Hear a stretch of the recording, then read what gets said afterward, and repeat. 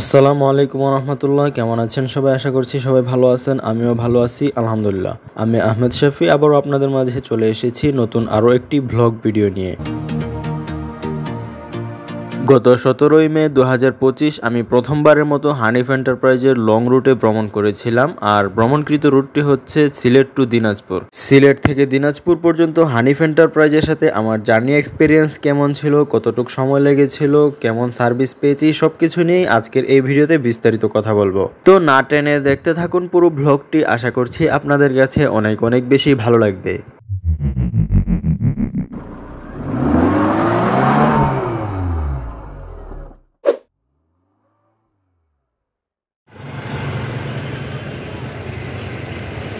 প্রায় অনেক দিন যাবৎ ভাবতেছিলাম যে আমি দিনাজপুর রুটে একটা ট্যুর দিব। তো কিছুদিন আগে আমি শ্যামলীর হুন্দাইতে দিনাজপুর যাওয়ার উদ্দেশ্যে রওনা করেও দিনাজপুর পর্যন্ত যেতে পারিনি। শ্যামলীর হুন্দাইতে বাজে এক্সপিরিয়েন্স হওয়াতে বগুড়া থেকেই ফিরে আসছিলাম, যেটা নিয়ে আমি একটি ভিডিও আপলোড করেছি। সেখান থেকে বাসায় ফিরে আসার পর আমি আবারও স্কুপ খুঁজতেছিলাম যে কিভাবে দিনাজপুরে একটা সুন্দর ট্যুর দেওয়া যায়। তো হঠাৎ করে মাথায় আসলো যে সিলেট টু দিনাজপুর রুটে হানিফ এন্টারপ্রাইজের ভালো দুটি গাড়ি চলে, অর্থাৎ এই একটি প্যাকেট 123934, আরেকটি হচ্ছে 158302 বা এই লটেরই কোনো একটা বাস। তো যেই ভাবা সেই কাজ, আমি সিলেট টু দিনাজপুর রুটে হানিফ এন্টারপ্রাইজের টিকিট করে ফেলি। আমার সিলেট থেকে দিনাজপুর রুটে সহজ.com-এ 1600 টাকা ভাড়া দেওয়া থাকলেও আমার কাছ থেকে তারা 1400 টাকা ভাড়া রেখেছে। আমার সিট ছিল আলফা 2। এই গাড়িটিতে 41টি সিট রয়েছে। এই গাড়িগুলো 2023 সালে প্যাকেট 1 যে নামিয়েছিল হানিফ এন্টারপ্রাইজ, 5টি বাস একসাথে এসেছিল সিলেটে। আগে এটার রেজিস্ট্রেশন ছিল 158294, বর্তমানে এটি 123934 হিসেবে চলছে সিলেট টু দিনাজপুর রুটে। হানিফের এই সিটগুলো বেশ আরামদায়ক। আমি হানিফের ছোট সেকশনে উঠতে বেশ ভয় পাই, কেননা হানিফের ছোট সেকশনের বাসগুলোতে সিট থাকে পিছলা তাই সিট, ওগুলোতে বসে আসলে আরামদায়ক জার্নি উপভোগ করা যায় না। কিন্তু বড় সেকশনের বাসে যে সিটগুলো দেয় বাংলা সিট, এই সিটগুলো আমার বেশ ভালো লাগে। সিটগুলোতে বসে বেশ মজা। প্যাকেট গাড়ি প্লাস বাংলা সিট সবকিছু মিলেই আসলে এই রুটটাকে আমি চুজ করেছি ভ্রমণ করার জন্য। আর হ্যাঁ, যেমনটা আশা করে এই গাড়িতে টিকিট করেছিলাম ঠিক তেমনটাই আমি পেয়েছি। বেশ ভালো একটি জার্নি হয়েছে আমার এই বাসের সাথে।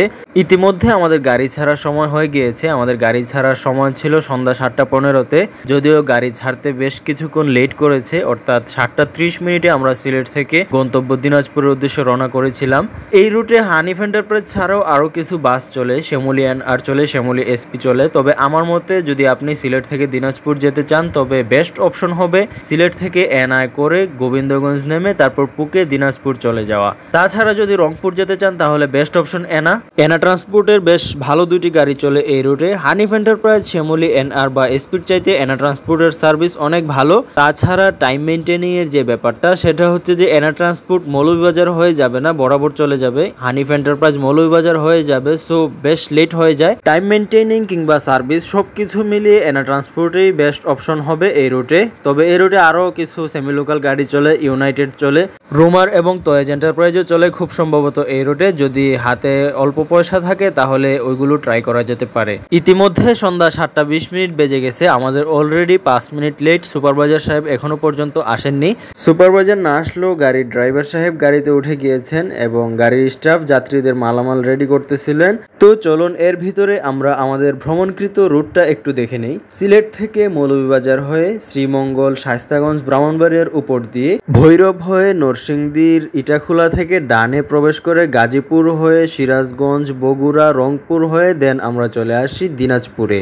সুপারভাইজার সাহেব আসতে আসতে আরও 5 মিনিট চলে যায়, অর্থাৎ 7:25 আমাদেরকে গাড়িতে উঠে যেতে বলা হয়। আমার সিট যেহেতু ছিল আলফা 2-তে, সো আমি আমার সিটে উঠে বসে যাচ্ছি। সুপারভাইজার সাহেব এসে গাড়ির যাত্রী চেক দিয়ে গাড়ি ছাড়তে ছাড়তে 7:30 বেজে যায়। সন্ধ্যা 7:30-এ আমরা সিলেট কদমতলী কাউন্টার থেকে ছেড়ে এসেছি গন্তব্য দিনাজপুরের উদ্দেশ্যে।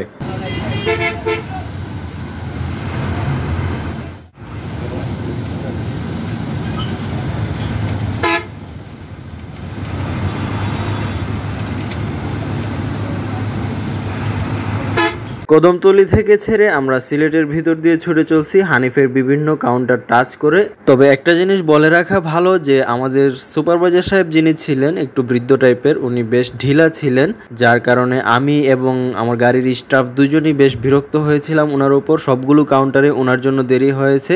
তো যাই হোক, আমরা ইতিমধ্যে চলে এসেছি সিলেট হুমায়ুন রশিদ চত্বরে। সিলেট হুমায়ুন রশিদ চত্বরে যাত্রী ওঠানো শেষে আমরা এখন দৌড় শুরু করছি গন্তব্য দিনাজপুরের উদ্দেশ্যে। আরেকটা জিনিস বলে রাখা ভালো যে আপনি হানিফ কিংবা শ্যামলীতে উঠবেন আর পুকের বিজনেস দেখবেন না, তা কিন্তু হবে না। আমাদের গাড়ি সিলেট থেকে ছাড়ার পরপরই স্টাফ এবং সুপারভাইজার সাহেব বেশ অনেকক্ষণ পুক খুঁজেছেন, বেশ অনেক দূর গিয়ে তারপর তারা গেট লক করেছেন। এর আগ পর্যন্ত তারা গেটই লক করেননি, রীতিমতো কয়েকজন পুক অলরেডি উঠিয়েও ফেলছেন। তো আমার গন্তব্য দিনাজপুর পর্যন্ত যেতে যেতে তারা প্রায় গাড়ির যতগুলো সিট আছে এর সমপরিমাণ পুক তারা উঠাইছেন।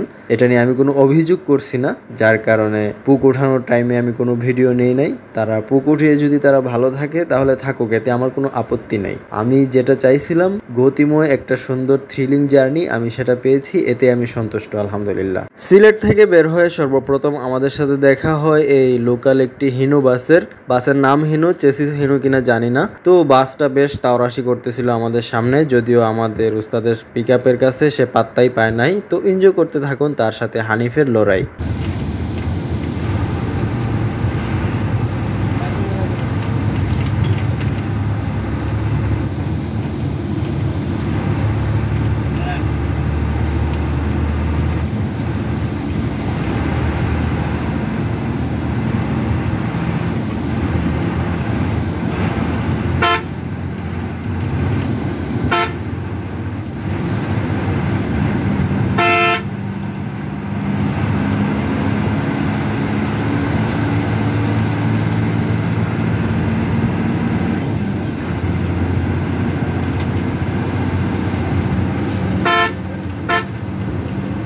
আমাদের গাড়িতে তখনও পর্যন্ত ফ্যান ছাড়া ছিল, যার কারণে ইঞ্জিন সাউন্ড খুব একটা ভালো আসে নাই। এই লোটের অন্যান্য গাড়ির চাইতে এই গাড়িটার ইঞ্জিন সাউন্ড তেমন একটা সুবিধাজনক না, বেশ খাওয়া বলতে হবে। যেহেতু লং রুটে চলে সেই হিসেবে স্বাভাবিকই বলা যায়। তো হিনো বাসটাকে ওভারটেক করার পর আমাদের সামনে আসে বিরতিহীন বেশ ভালোই টানতেছিল। বিরতিহীনের এই বাসটা অনেক পূর্ণ হলেও বেশ ভালোভাবে 70-80 ধরে চালিয়ে যাচ্ছিল। আমাদেরকে বেশ অনেকক্ষণ ধরে রাখার চেষ্টা করেছে সে, তবুও পারেনি। তো এনজয় করতে থাকুন Hanif enterprise versus Habiganj Sylhet express বিরতিহীনের ছুটে চলা।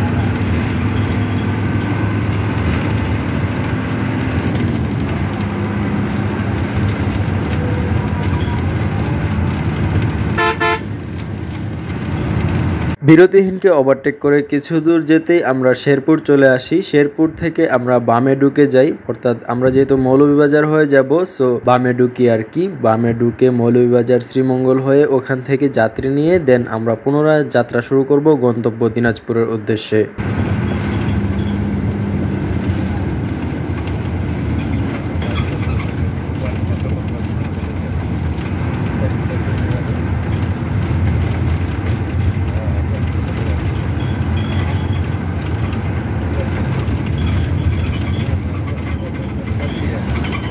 শেরপুর থেকে মৌলভীবাজারের রাস্তাটা বেশ চিপা, এই রাস্তায় খুব একটা জোরে টানা যায় না। তো আমাদের ড্রাইভার সাহেব 60-70-80 ধরে চালিয়ে চলে আসেন মৌলভীবাজারে। ঘড়িতে বাজে রাত 8:55। আমরা এখন প্রবেশ করছি মৌলভীবাজার শহরে। মৌলভীবাজার কাউন্টারের ভিতর দিয়ে আমরা এখন ছুটে চলছি আমাদের মৌলভীবাজার কাউন্টারের উদ্দেশ্যে।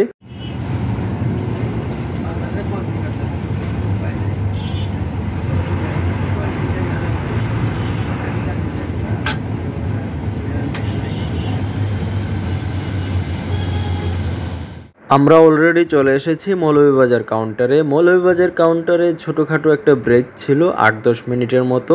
তো ব্রেক শেষে এখান থেকে যাত্রী উঠিয়ে আমরা পুনরায় রওনা শুরু করি গন্তব্য দিনাজপুরের উদ্দেশ্যে। তো মৌলভীবাজার থেকে বের হয়ে আমাদের সাথে আবারও দেখা হয় হবিগঞ্জ সিলেট এক্সপ্রেস বিরতিহীনের ওই বাসটার সাথে। ওই বাসটা এবারও আমাদেরকে সাইড দিতেছিল না, তাছাড়া এখানে রাস্তাটাও বেশ চিপা ছিল, সাইড দেওয়ার সুযোগও ছিল না। তো আমরা বিরতিহীনের এই বাসটার পিছন পিছন শ্রীমঙ্গল পর্যন্ত যাই। শ্রীমঙ্গল গিয়ে সে দাঁড়িয়ে যায়, তারপর আমরা তাকে পাশ কাটিয়ে আগে চলে আসি। তারপর শ্রীমঙ্গল কাউন্টারে আমাদের বেশ খানিকটা লেট হয়ে যায়। একজন মহিলা যাত্রী উনি কাউন্টারে আসতে বেশ লেট করে ফেলছিলেন, শ্রীমঙ্গল থেকে যাবেন। কাউন্টারে আসতে উনি প্রায় 15 মিনিটেরও বেশি সময় লেট করেছেন। ওনার জন্য অপেক্ষা করতে গিয়ে আমাদের প্রায় 20 মিনিটের মতো লেট হয়েছে কাউন্টারের সামনে।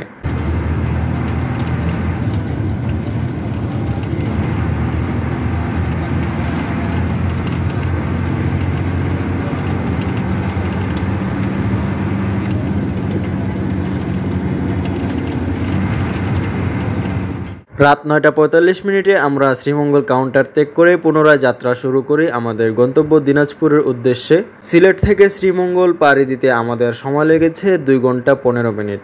আমরা এখন শ্রীমঙ্গল এবং শায়েস্তাগঞ্জের মাঝামাঝি স্থানে অবস্থান করছি। শ্রীমঙ্গল এবং শায়েস্তাগঞ্জের মাঝামাঝি এই অংশটুকু বেশ সুন্দর। দুই পাশে চা বাগানের মাঝখান দিয়ে ছুটে গেছে এই রাস্তা।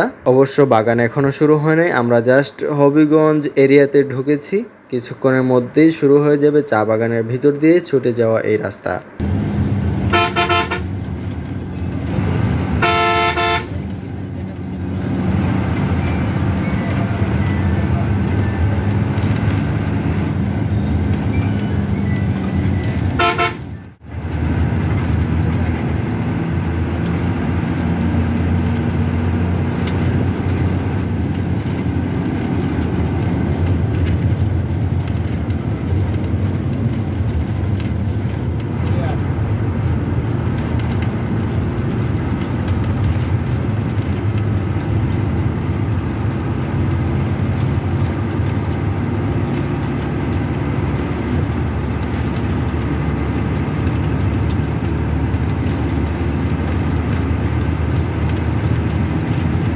চা বাগানের মাঝখান দিয়ে বাহুবল হয়ে আমরা ছুটে চলছি শায়েস্তাগঞ্জের উদ্দেশ্যে। শায়েস্তাগঞ্জ কাউন্টার থেকে যাত্রী উঠিয়ে আমরা পরবর্তী স্টপেজ পাবো হোটেল উজানবাটিতে। তো রাত হওয়ার কারণে শ্রীমঙ্গল টু শায়েস্তাগঞ্জ রোডের ভিউ খুব একটা ভালো আসেনি। এই রোডের ভিউ দেখতে চাইলে দিনের বেলা ভ্রমণ করতে হবে, আর যদি আপনারা ট্রেনে ভ্রমণ করেন তাহলে শ্রীমঙ্গলের সবচেয়ে সুন্দর ভিউ উপভোগ করতে পারবেন। শ্রীমঙ্গলের ভিউ উপভোগ করার জন্য ট্রেনে ভ্রমণ করা সবচেয়ে বেটার।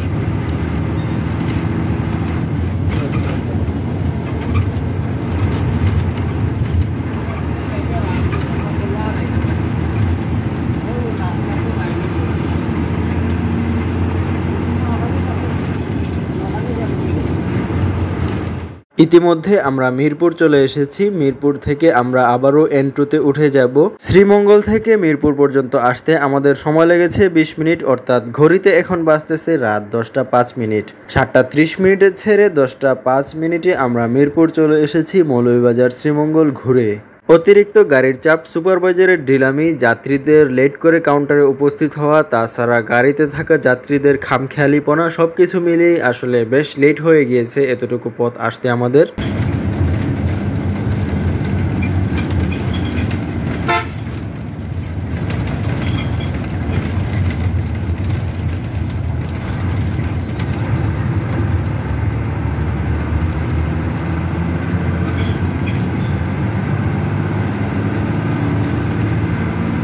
ফাইনালি আমরা আবারও N2-তে প্রবেশ করলাম মৌলভীবাজার শ্রীমঙ্গল ঘুরে এসে। রাত 10:15 আমরা প্রবেশ করি শায়েস্তাগঞ্জে। এখন আমরা আছি শায়েস্তাগঞ্জ নতুন ব্রিজের উপরে। এই ব্রিজেই আমি বাস লাভিং করি। ব্রিজ পার হয়ে শায়েস্তাগঞ্জ নতুন ব্রিজ চত্বর পার হয়ে দেন হানিফের কাউন্টার থেকে যাত্রী উঠাতে গিয়ে এখানেও লেট করেন সুপারভাইজার সাহেব। সিলেট টু দিনাজপুরের পুরো রাস্তাটায় আমাদের প্রায় আধা ঘন্টারও বেশি সময় লেট হয়েছে শুধুমাত্র সুপারভাইজারের ঢিলামির কারণেই। পুক ইস্যু বাদ দিয়েও যদি সার্ভিস নিয়ে কথা বলি তো সুপারভাইজার সাহেবের এই ঢিলামিগুলোর কারণে বেশ বাজে সার্ভিসই বলতে হবে পেয়েছিলাম। তবে আমি হানিফের কাছে সার্ভিস পাওয়ার আশায় উঠিও নাই, সো আমার কোনো মাথা ব্যথা নাই এসব নিয়ে। তবে যদি আপনারা হানিফে উঠেন তবে এসব বিষয় মাথায় রেখেই উঠবেন আর কি। তো সুপারভাইজার সাহেব যখন ঢিলামি করে যাত্রী উঠাচ্ছিলেন এর ভিতর শায়েস্তাগঞ্জে আমাদেরকে রেখে আমাদের আগে চলে যায় শাহজাদপুর ট্রাভেলস এবং গোল্ডেন লাইন পরিবহনের এই বাসটি। প্রথমে গোল্ডেন লাইন বের হয়, তারপর বের হয় শাহজাদপুর ট্রাভেলস। আমাদের জাস্ট 1 থেকে 1.5 মিনিট আগে বের হয়ে যায় শাহজাদপুর ট্রাভেলস। পুরো রাস্তায় আমরা আর শাহজাদপুর ট্রাভেলস এর দেখা পাইনি, অর্থাৎ শাহজাদপুর ট্রাভেলস গোল্ডেন লাইনকে ওভারটেক করে হাওয়া হয়ে যায়। সো বোঝা যাচ্ছে শাহজাদপুর ট্রাভেলস এর ওই গাড়িটা বেশ ভালোই চালাইছিল। অবশ্য গোল্ডেন লাইনের এই গাড়িটাও বেশ ভালো চালাচ্ছিলেন, কিন্তু আমাদের উস্তাদ তার চেয়েও বেশি ভালো চালানোর কারণে আমরা তাকে ওভারটেক করতে সক্ষম হই। গোল্ডেন লাইনের এই গাড়িটা মূলত এনা ট্রান্সপোর্টের ছিল আগে। আওয়ামী লীগ সরকারের পতনের পর খন্দকার এনায়েতুল্লাহ সাহেব তার বেশ কিছু গাড়ি সেল কিংবা ভাড়ায় দিয়ে দেন গোল্ডেন লাইনের কাছে। তো 77 সিরিজের 2টি গাড়ি এখনো পর্যন্ত সিলেটেই আছে, অর্থাৎ সিলেট থেকে লংয়ে চলে গোল্ডেন লাইনের হয়ে। 77 সিরিজেরই একটি বাস এটি, 77, 12, 13 বা 14 যে কোনো একটি হতে পারে, শিওর নামে। গোল্ডেন লাইনের এই গাড়িটাকে বেশ অনেকক্ষণ দৌড়িয়ে আমাদের উস্তাদ ওভারটেক করেছেন। সো এনজয় করুন গোল্ডেন লাইন ভার্সেস হানিফ এন্টারপ্রাইজের লড়াই।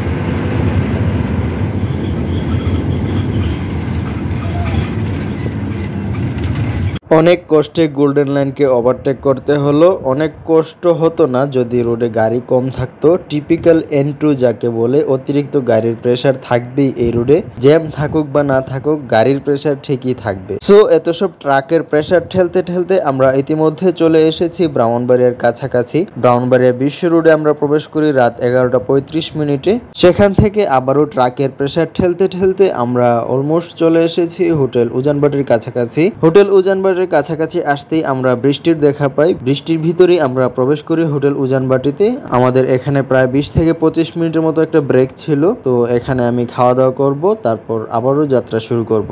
নর্মালি ট্যুরে বের হলে আমি রাস্তায় থাকা এসব হোটেলে কখনো খাওয়া দাওয়া করি না, তবে আজকে যেহেতু লং ট্যুরে বের হচ্ছি তাই আর কি রাতে এখানে খাওয়া দাওয়া করতে হচ্ছে। তবে আলহামদুলিল্লাহ এখানে খাবার মোটামুটি ভালোই, যদিও রাস্তায় থাকা অন্যান্য হাইওয়ে হোটেলের মতোই এখানেও দাম বেশি রাখে, তবুও কিছু করার নেই, আমার এখানে খেতে হবে আজকে, যেহেতু আমি বিকালবেলা বাসা থেকে বের হয়েছি। সো রাতে খাওয়ার আর কোনো অপশন নেই এখানে খাওয়া ছাড়া।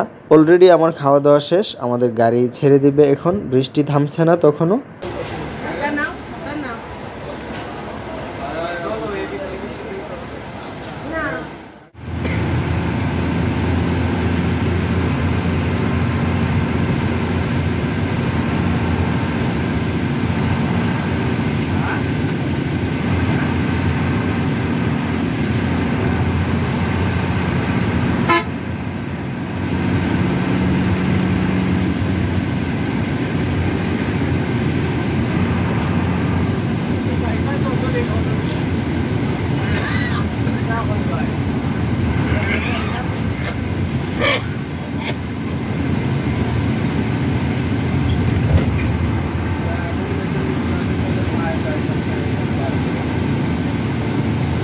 পঁচিশ মিনিটের বিরতি শেষে রাত 12:20 আমরা হোটেল ত্যাগ করে ভৈরব ব্রিজের উপর শ্যামলী স্পিড দেখা পাই। ঝুম বৃষ্টিতে ভৈরব ব্রিজ এবং ভৈরব চত্বর পার হই আমরা একসাথে, তারপর আমরা শ্যামলীকে ওভারটেক করে ফেলি।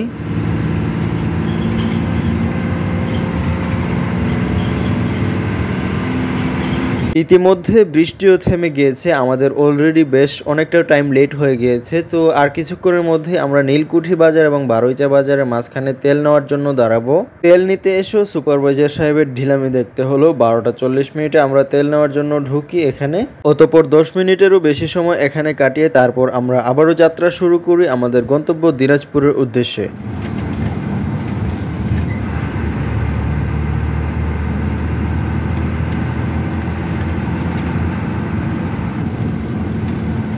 সিলেট থেকে নর্থের গাড়িগুলা কিন্তু ঢাকায় ঢুকে না, অর্থাৎ হানিফ শ্যামলী কিংবা এনা ট্রান্সপোর্ট তারা নরসিংদীর ইটাখোলা থেকে ডানে ঢুকে পলাশ হয়ে গাজীপুর জয়দেবপুর রেল স্টেশন হয়ে গাজীপুর কোনাবাড়ির উপর দিয়ে চন্দ্রা চলে যায়। ঘড়িতে বাজতেছে রাত 1:15। আমরা ইতিমধ্যে ইটাখোলা থেকে ডানে মোড় নিয়েছি, আমরা এখন পলাশের উপর দিয়ে ছুটে চলছি আমাদের গন্তব্য দিনাজপুরের উদ্দেশ্যে। এই রাস্তাটা বেশ সুন্দর, আমি কিছুক্ষণ এই রাস্তায় সজাগ ছিলাম, তারপর একদম গাজীপুর জয়দেবপুর রেল স্টেশনের আগ পর্যন্ত ঘুমাইছিলাম কিছুক্ষণ, বেশ ক্লান্ত হয়ে গিয়েছিলাম। প্রায় 50 মিনিটের ঘুম শেষে আমি যখন ঘুম থেকে উঠি তখন ঘড়িতে বাজে 2:05। আমরা ততক্ষণে জয়দেবপুর রেলওয়ে স্টেশনের কাছাকাছি চলে এসেছি, আর অল্প কিছুক্ষণের মধ্যেই আমরা জয়দেবপুর রেলওয়ে স্টেশন পার হয়ে গাজীপুর চৌরাস্তা থেকে ফাইনালি আমরা নর্থের রাস্তায় উঠে যাব।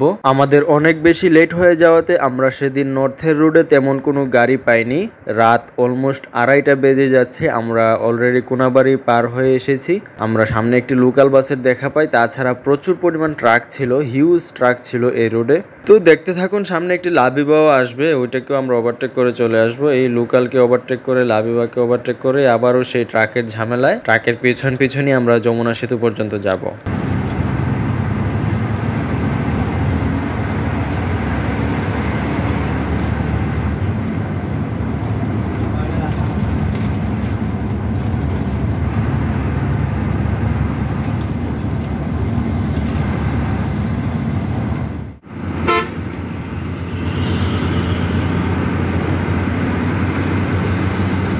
রাস্তায় এত বেশি পরিমাণে ট্রাক ছিল যে বিরক্ত হয়ে আমি ঘুমিয়ে গিয়েছিলাম। যতক্ষণে আমার ঘুম ভাঙলো ততক্ষণে আমরা চলে আসি যমুনা সেতুতে। যমুনা সেতুতে উঠে আমরা এক বিরাট জ্যামের মধ্যে পড়ে যাই। রাত 3:45 আমরা যমুনা সেতুতে ইন করি, তারপর প্রায় 1 থেকে 1.5 ঘন্টার মতো জ্যামে বসে কাটিয়ে দেই। তারপর 5টার পর জ্যাম ছুটে যায়, দেন আমরা পুনরায় যাত্রা শুরু করি আমাদের গন্তব্য দিনাজপুরের উদ্দেশ্যে।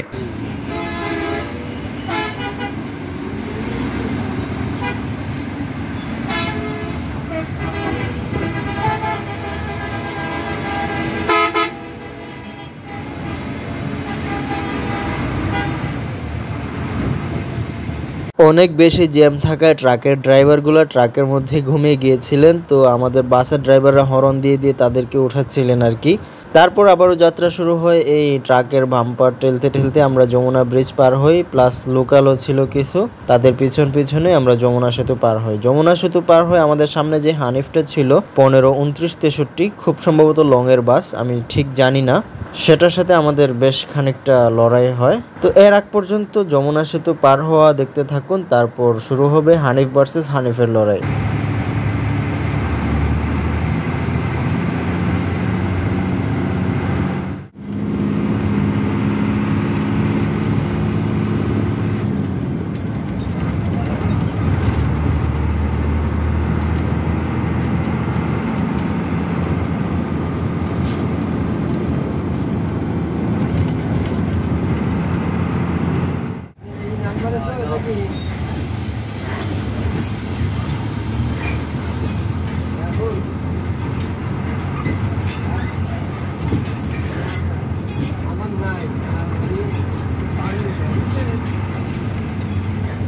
যমুনা সেতু পার হয়ে আমরা আবারও ছোটোখাটো একটা জ্যামে পড়ি, এখানে আরও কেটে যায় 5 থেকে 10 মিনিটের মতো।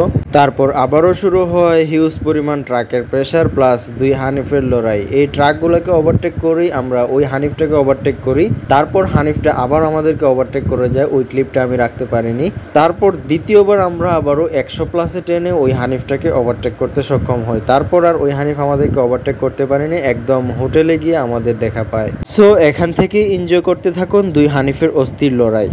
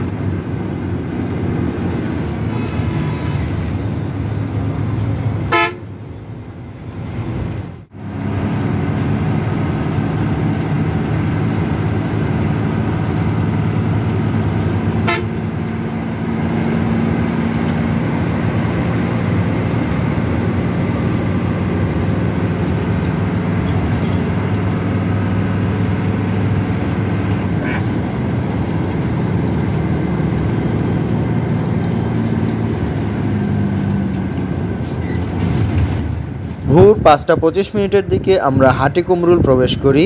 যমুনা সেতুর পর থেকে এই রাস্তাটুকু উস্তাদ বেশ ভালো টেনে এসেছেন। হাটিকুমরুল চত্বর থেকে মূলত উত্তরবঙ্গের রাস্তাগুলো প্রাথমিকভাবে ভাগ হওয়া শুরু হয়েছে। হাটিকুমরুল চত্বর থেকে একটা রাস্তা গেছে পাবনার দিকে, অন্য একটি রাস্তা গেছে রাজশাহী, চাঁপাইনবাবগঞ্জ এবং কুষ্টিয়ার দিকে। বাকি যে রাস্তাটা আছে সেটা দিয়ে আমরা এগুচ্ছি। আমরা এখন যে রাস্তা ধরে টান দিচ্ছি বলতে পারেন যে পুরো উত্তরবঙ্গ এই রাস্তাতেই, অর্থাৎ বগুড়া, রংপুর, দিনাজপুর, পঞ্চগড়, কুড়িগ্রাম, ঠাকুরগাঁও, নীলফামারী, দেবীগঞ্জ, যেখানেই যান না কেন আপনার এই রাস্তা দিয়ে দিয়েই যেতে হবে। তো এই রাস্তা দিয়ে যেতে যেতে সামনে গিয়ে আসলে ভাগ ভাগ হয়ে গিয়েছে, এক একটা জায়গার রাস্তা এক এক দিকে চলে গেছে। আপাতত আমরা বগুড়া রংপুর হয়ে দিনাজপুর যাব।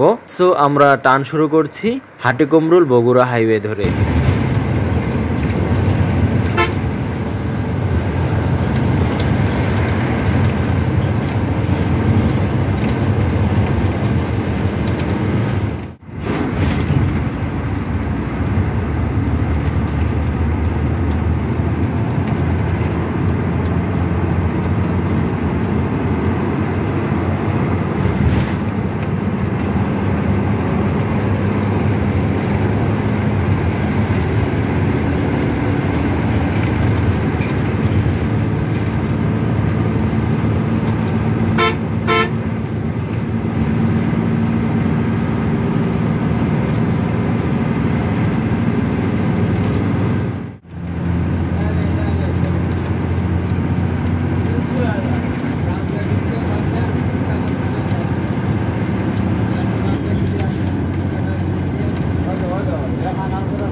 আর কিছুক্ষণের মধ্যেই আমরা আমাদের দ্বিতীয় হোটেল ব্রেকটি পাবো চান্দাইকোনাতে অবস্থিত ওবি হাইওয়ে ভিলাতে হানিফ এন্টারপ্রাইজের নিজস্ব হোটেলে। তো আমাদের হোটেল যেহেতু ডান সাইডে, সেই জন্য আমাদের উস্তাদ গাড়ি ডান সাইডে অর্থাৎ রং সাইডে ঢুকান আর কি। রং সাইড দিয়ে আমরা কিছুক্ষণ চালাচ্ছি, যেহেতু আমরা একটু সামনে গিয়ে হোটেলে ঢুকে যাব তাই।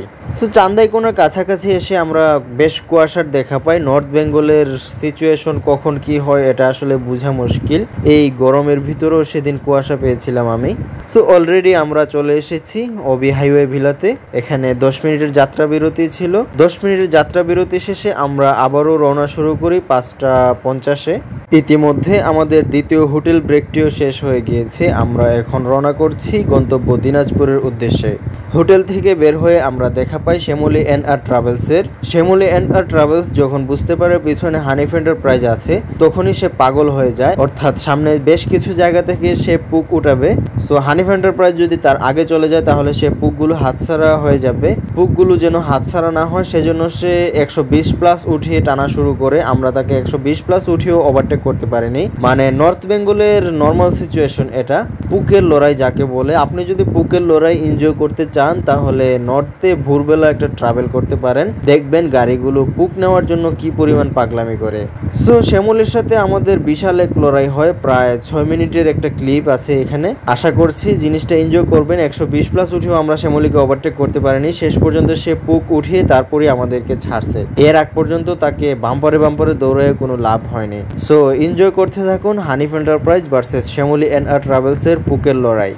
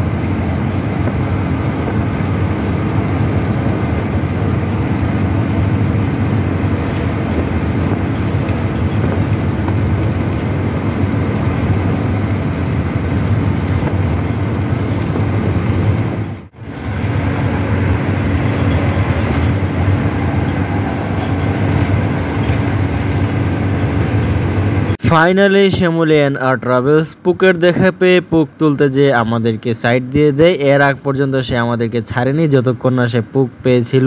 সো আমরা এখান থেকে পুক নিব না, আমরা আরো বড় শিয়ানা মাল। আমরা হচ্ছে সামনে আমাদের চেক আছে, চেক পার হয়ে দেন আমরা পুক তোলা শুরু করব।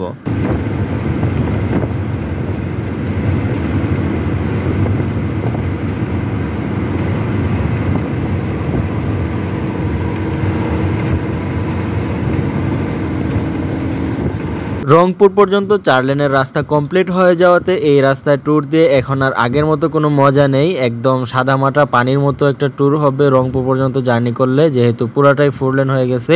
তবে রংপুর পার হয়ে আপনারা যদি সৈয়দপুর, দিনাজপুর কিংবা পঞ্চগড়ের ওইদিকে যত যেতে থাকবেন তত রাস্তার সৌন্দর্য দেখতে পারবেন।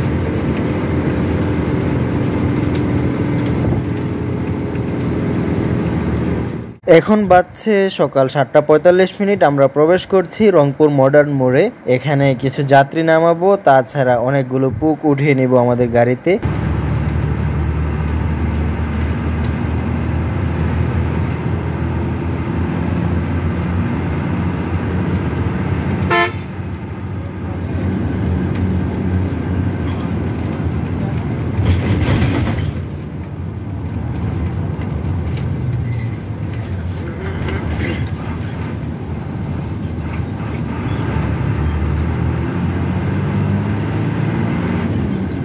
রংপুর শহরে কিছুক্ষণ বিরতি, যাত্রী ওঠানো, যাত্রী নামানো সবকিছু মিলে এখানে আরো আধা ঘন্টার উপরে লেট করে ফেলেন আমাদের সুপারভাইজার সাহেব।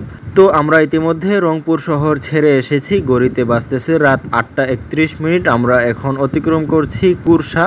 রংপুর দিনাজপুর হাইওয়ে ধরে এগিয়ে চলছি। আমাদের নেক্সট স্টপেজ সৈয়দপুরে। এখান থেকে মূলত নর্থের রাস্তার সৌন্দর্য শুরু। অবশ্য আমরা যদি গোবিন্দগঞ্জ, ফুলবাড়ি, বিরামপুর হয়ে যেতাম তাহলে হয়তো আরো সুন্দর ভিউ দেখতে পারতাম। তো যেহেতু আমাদের গাড়ি রংপুর ঘুরে যায়, সো ওই দিকটা দেখা হচ্ছে না। ওই দিকটা আমি অন্য একটা ট্যুরে দেখানোর চেষ্টা করব ইনশাআল্লাহ।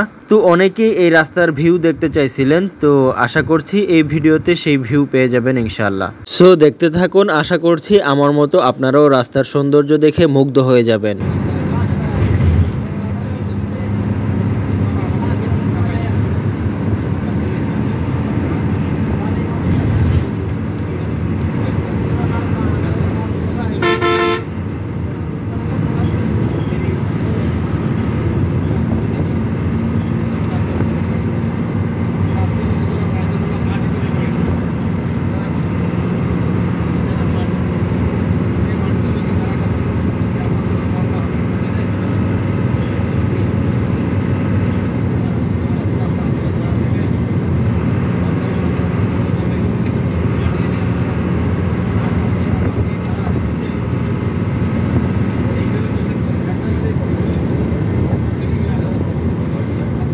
সকাল 8:40। আমরা আছি সৈয়দপুর বাস টার্মিনালে। আমরা সোজা না গিয়ে ডানে ঢুকে Saidpur bypass Wabda bus stop হয়ে আবার ঘুরে এদিকে এসে মেইন রোডে উঠবো। অর্থাৎ আমাদের গাড়ি সৈয়দপুর শহরে ঢুকবে না, আমরা এখান থেকে ডানে ঢুকবো, ডান দিয়ে ওয়াবদা বাস স্টপ হয়ে আবার ঘুরে মেইন রোডে এসে উঠবো। তো আমরা ইতিমধ্যে ডানে ঢুকে গিয়েছি, আমরা যাচ্ছি ওয়াবদা বাস স্টপের দিকে। এই দিক দিয়ে ঘুরে যাব। রাত হলে হয়তো আমাদের গাড়ি সৈয়দপুর শহরের ভিতর দিয়ে যেত, আমি জানি না আসলে সঠিক। এই নর্থের মানুষ থাকলে হয়তো জানতে পারেন আসলে এদিকে যায় কিনা গাড়ি।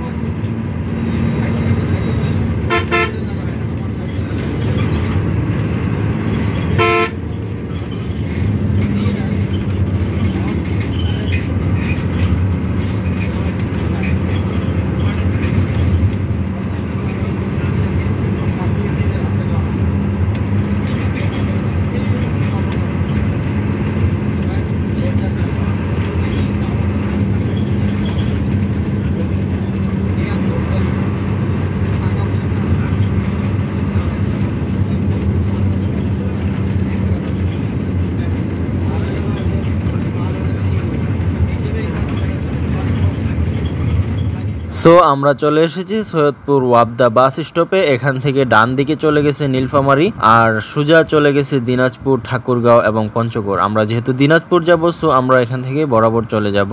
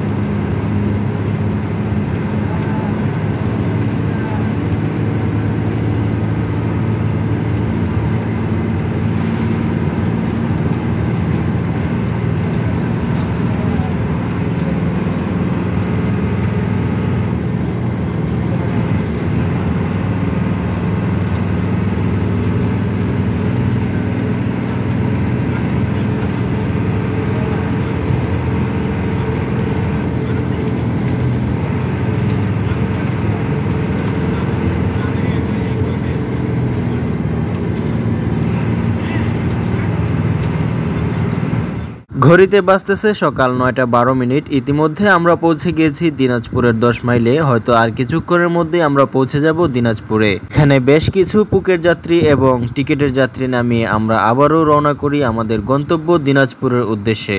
ও হ্যাঁ, দিনাজপুর 10 মাইল থেকে আমরা বামে ঢুকেছি দিনাজপুর যাওয়ার জন্য, আর ডানে যে রাস্তাটি গিয়েছে সেটা হচ্ছে ঠাকুরগাঁও হয়ে পঞ্চগড় পর্যন্ত গিয়েছে। আমরা এখন অবস্থান করছি 10 মাইল থেকে দিনাজপুর যাওয়ার রাস্তাটাতে, আর অল্প কিছুক্ষণের মধ্যে আমরা পৌঁছে যাব দিনাজপুরে।